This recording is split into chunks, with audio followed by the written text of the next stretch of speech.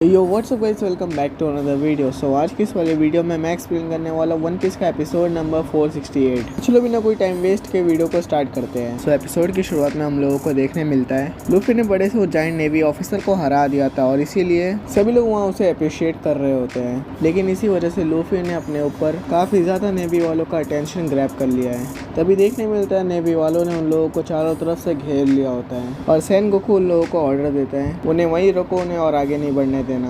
तभी नेवी वाले उन लोगों पर अटैक करने के लिए आगे भागते हैं तो लूफी एंड बाकी सब भी उन लोगों पर अटैक करने के लिए आगे बढ़ते हैं और वापस से उन लोगों के बीच में फाइट स्टार्ट हो जाती है। हम यहाँ पे सीन शिफ्ट होता है वे हेड की तरफ, जहाँ पे डी कैल्विन ब्रदर्स कहते हैं कि चलो सामने से अटैक करना स्टार्ट करते हैं और फिर हम पॉप्स यानी कि मीन्स व्हाइट बियर्ड के साथ में बैटलफील्ड को ज्वाइन करेंगे। अब यहाँ जो व्हाइट बियर्ड के कमांडर एंड पायरेट्स होते हैं वो लोग अटैक करने के लिए आगे बढ़ते हैं, लेकिन वाइस एडमिरल वहाँ खड़े हुए होते हैं और वो वाइस एडमिरल उन्हें आसानी से मार दे रहे थे। एंड देखने मिलता है वहाँ एक नहीं तीन वाइस एडमिरल खड़े हुए होते हैं। तो वो पायरेट्स कहते हैं कि ये वाइस एडमिरल्स बहुत स्ट्रांग हैं, लेकिन हम रुक नहीं सकते बिकॉज हमें एस को बचाना है। और फिर वो लोग उन लोगों पर अटैक करने लगते हैं। अब देखने मिलता है जो नेवी वाले हैं वो लोग बाजुका लेके आते हैं और व्हाइट बियर्ड पे अटैक करते हैं, बट व्हाइट बियर्ड अपनी ब्लेड का यूज करके उनके अटैक्स के साथ उन्हें भी उड़ा देते हैं। इधर मरीन्स भी लूफी पर अटैक कर रहे थे एंड लूफी भी उन्हें बराबर की टक्कर दे रहा था और लूफी उनसे कहता है कि मेरे रास्ते के बीच में मत आओ, मुझे एस को बचाना है।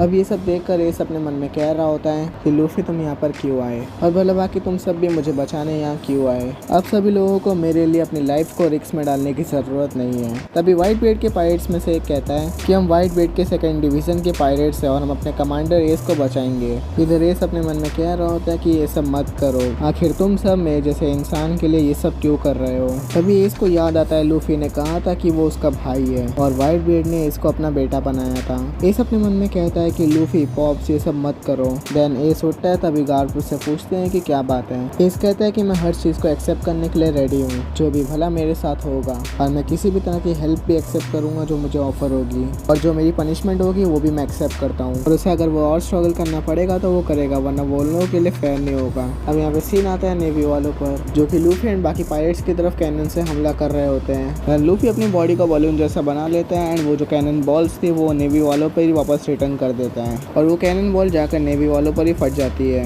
और ये सब बगी के ग्रुप वाले भी देख रहे होते हैं और कहते हैं कि बैटल में स्ट्रॉ हेड एकदम से बहुत ज़्यादा चमक रहा है। और फिर लोग अपने कैप्टन बगी से कहते हैं कि अब हमें भी कुछ करना चाहिए, हमें दिखाना चाहिए कौन ज़्यादा स्ट्रॉन्ग है। और उनमें से एक कहता है कि चलो व्हाइट बियर्ड को हराते हैं। बगी कहता है कि हाँ चलो हराते हैं। और फिर वो अपने मन में कह रहा होता है कि वॉर तो बहुत ज़्यादा क्रेजी है, इसमें बहुत बड़े बड़े पायरेट्स और नामचीन नेवी ऑफिसर्स भी हैं, अच्छा होगा कि मैं यहाँ चुपचाप रहूँ। इतने में पीछे से बगी को कोई रेड नोज करके बुलाता है। बगी गुस्से में पीछे मुड़ता हुआ कहता है कि तुमने मुझे क्या कहा, मैं तुम्हें छोड़ने वाला नहीं हूँ। लेकिन जिसने बगी को रेड नोज कहा था वो और कोई नहीं, वो होते हैं हमारे व्हाइट बियर्ड। और ये देखकर बगी की हालत खराब हो जाती है। अरे मुझे चक्कर आने लग गया।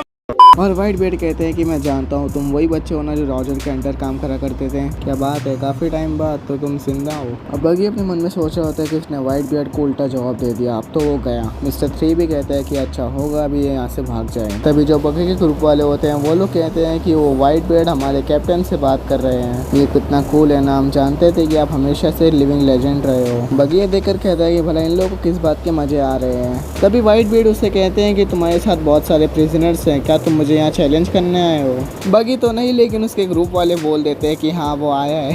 अरे चुप हो जाओ पापियो, चुप हो जाओ। बगी फिर अपने मन में कहता है कि मेरे पास अब और कोई चॉइस नहीं है और फिर वो व्हाइट बियर्ड से कहता है कि हाँ और अब तुम तैयार हो जाओ। मिस्टर 3 देखकर कहता है कि ये इस टाइम पे अपने आप को कुछ ज़्यादा ही लकी मान रहा है। तब व्हाइट बियर्ड उसे कहते हैं कि मुझे फ़र्क नहीं पड़ेगा अगर तुम मुझे मारने की कोशिश भी करोगे तो, लेकिन उसके बाद फिर तुम क्या करोगे। देख भाई वहाँ इतने सारे नेवी सोल्जर्स हैं जिन्हें तू अकेले हैंडल नहीं कर पाएगा। इनफैक्ट मैं भी उन्हें अकेले हैंडल नहीं कर पाऊंगा। तुझे नहीं लगता इस टाइम पे हमें हाथ मिला लेना चाहिए और हम दोनों ही पायरेट्स हैं तो उसके साथ मिलकर नेवी को हराना चाहिए और उसके बाद तू मुझे फिर मार सकते हैं। और इस टाइम पे बगी के ग्रुप वाले बहुत ज़्यादा खुश हैं और कहते हैं कि हमारे कैप्टन बगी को व्हाइट बियर्ड तक ने as a powerful man recognize किया।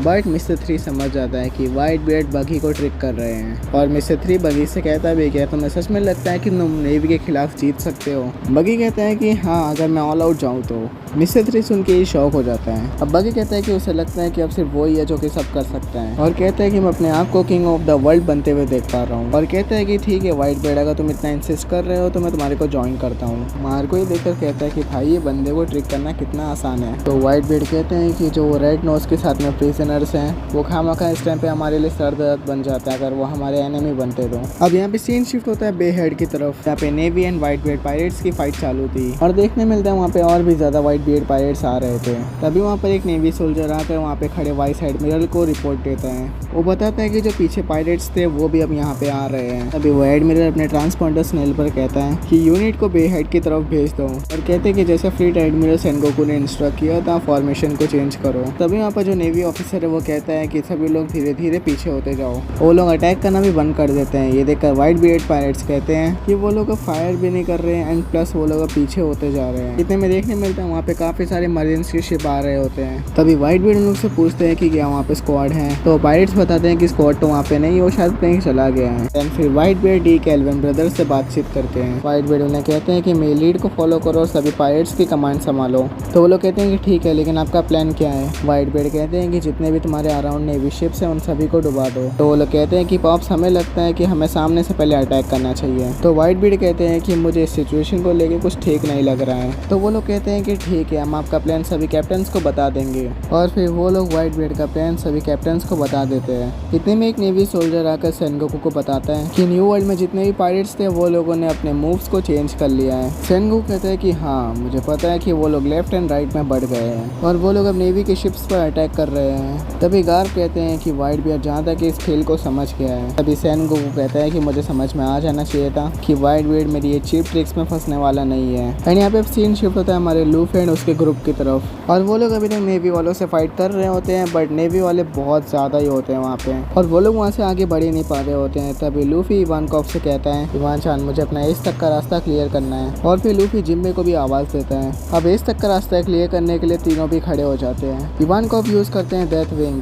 जिम्बे यूज़ करता है fishman karate, fight house and brick fist और लूफी यूज़ करता है गोमनो गोमनो बाजुका। और वहाँ आगे जितने भी रास्ते में नेवी ऑफिसर्स होते हैं उन लोग के अटैक से सब के सब हवा में उड़ जाते हैं। देन लूफी एंड बाकी सब एस की तरफ भागने लगते हैं। इतने में उन लोगों के रास्ते के बीच में आ जाते हैं गेको मोरिया। तो जिम्बे कहता है लूफी से कि तुम आगे जाओ, मैं ऐसे संभालता हूँ। मोरिया कहता है कि जिम्बे तुम मुझसे लड़ना चाहते हो और आगे मोरिया जिम्बे से कहता है कि तुम्हें सच में लगता है कि जिम्बे तुम मुझे ज़मीन पर हरा सकते हो। फिर यहीं पर नेवी वाले अपना रोना धोना लगाए हुए होते हैं कि हमने कभी नहीं सोचा था कि जिम्बे हमारे अगेंस्ट हो जाएगा और हमें एक दूसरे से फाइट करना होगा। खैर वो लोग नोटिस करते हैं कि वो लोग अपनी जगह से हिल नहीं पा रहे हैं। तभी देखने मिलता है मोरिया ने उनके शेडोज को पकड़ा हुआ होता है और फिर वो एक सीजर से उनके सभी के शेडोज को कट कर देता है। देन वो नेवी सोल्जर्स वहीं पे अनकॉन्शियस हो जाते हैं। फिर मोरिया उनके शेडोज को एब्जॉर्ब कर लेता है और खुद बड़ा और ज़्यादा पावरफुल हो जाता है और कहता है कि जिम्बे मैं अब तुम्हारी शेडो भी ले लूँगा, फिर तुम्हें अपनी rest of the life dark under sea में बितानी पड़ेगी। फिर मोरिया जिम्बे पे अटैक करने लगता है, लेकिन जिम्बे उसके सभी अटैक्स को डॉज कर रहा था जिससे मोरिया काफ़ी ज़्यादा इरिटेट हो जाता है। देन जिम्बे यूज़ करता है fishman karate, shark skin palm thrust और मोरिया को इससे हिट करता है और फिर वो एक और बार यूज़ करता है शार्क ब्रिक फिस्ट और वो उससे मोरिया को उसके नेक पर हिट करता है। एंड मोरिया ने जितने भी शेडोज एब्जॉर्ब करे थे वो सभी उसके मुंह से बाहर आने लगते हैं। फिर मोरिया भी अपने ओरिजिनल साइज में आ जाता है। तो जिम्बे उसे कहता है कि तुझे अभी भी ट्रेनिंग की ज़रूरत है मोरिया।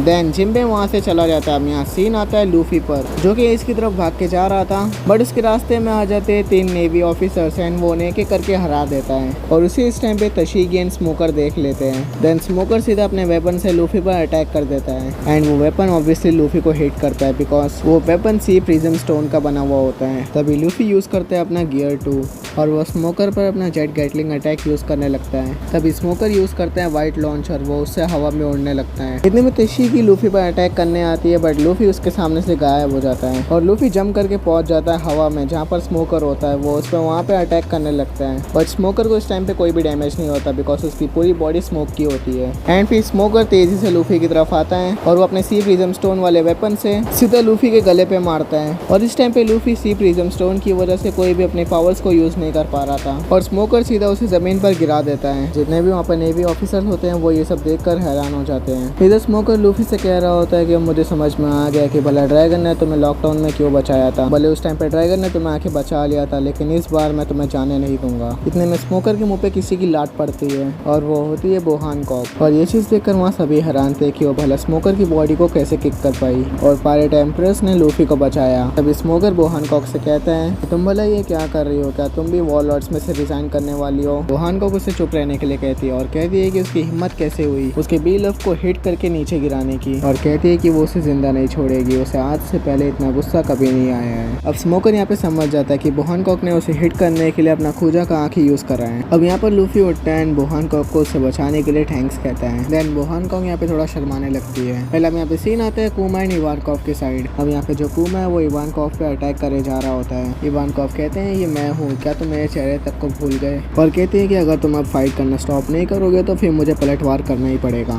इतने में वहाँ पे आ जाते हैं डोफ्लामिंगो, और वो इवानकॉफ से कहता है कि मुझे नहीं पता कि तुम इसे कैसे जानते हो, लेकिन मेरे हिसाब से अब तुम्हें गिव अप कर देना चाहिए, तुम्हारा इससे बात करके कोई फायदा नहीं है, the commander of the revolutionary army. तो इवानकॉफ कहते हैं कि आखिर तुम्हारे कहने का मतलब क्या है, क्या हुआ इसे। तो डोफ्लामिंगो कहता है कि तुम्हारा दोस्त बार्टोलोमियो कुमा अब मर चुका है। तो इवानकॉफ भी सुनकर शॉक हो जाता है और कहते हैं कि आखिर तुम ये क्या बोल रहे हो, कुमा मर चुका है, और यहीं पर ये एपिसोड खत्म हो जाता है। सो तुम लोग को ये एपिसोड कैसे लगा और तुम लोग को ये वीडियो कैसी लगी नीचे कमेंट्स में बताओ। एंड हाँ, अगर तुम लोग को ये वीडियो अच्छी लगी हो तो लाइक कर देना, चैनल पर नहीं हो तो सब्सक्राइब कर लेना। बाकी अब मैं मिलता हूँ तुम लोग से नेक्स्ट वीडियो में, तब तक के लिए सायोनारा।